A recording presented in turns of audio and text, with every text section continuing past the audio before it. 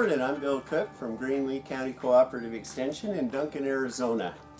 And we're going to do a little bit of container gardening here. So I like to grow a few tomatoes in containers. I keep them in here in the greenhouse. They never ever get curly top in here.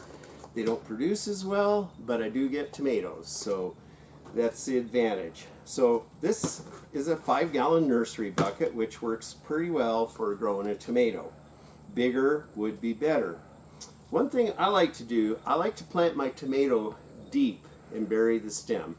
And a lot of tomatoes, if you run your finger up and down the stem, you can feel little bumps. Well, those can become a root. So this one here, I'm going to take it out of its pot.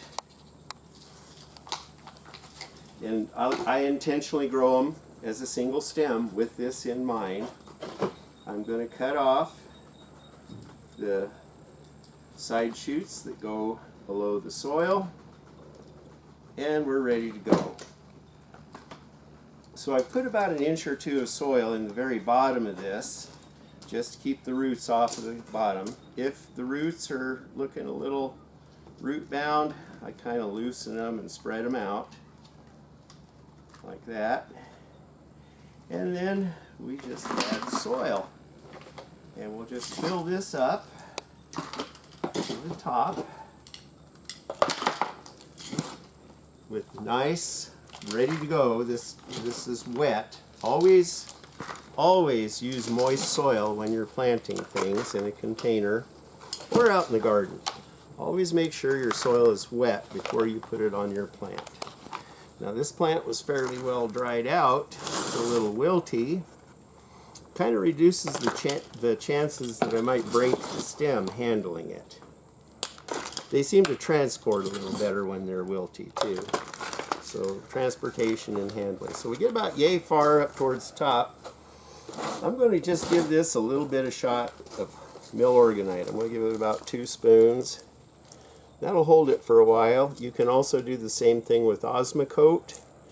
I prefer mill organite. It's organic, it has a lot more micros, and I've learned that when you get to the bottom of your Osmocote, there are some broken pellets that will probably release fertilizer faster than you want it, and there's a chance of burning.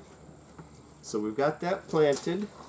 So now I'm going to take one of these wire tomato cages, and I've cut the legs off. Usually the legs are about this long. I've cut the legs off so that this bottom ring comes into contact with the soil.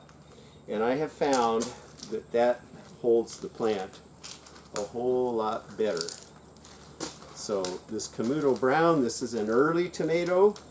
I really like it. It does well here. I think it's earlier even than Early Girl. And it's indeterminate. So I'll be able to come out here and pick a few tomatoes here and a few there, and of course I've got quite a few of them over there, so I won't run out of tomatoes.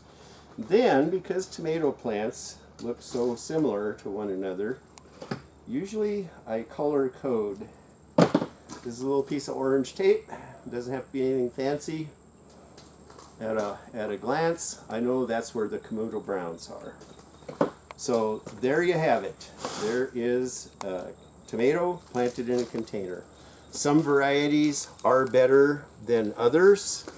Some varieties do very well in a container, some don't. Some, like the mortgage lift or whatnot, they want to be 8 feet tall. Obviously that is not going to do well in a container. But what does well in a container, Oregon Spring is a bush type, Camuto Brown, Early Girl, a few of those.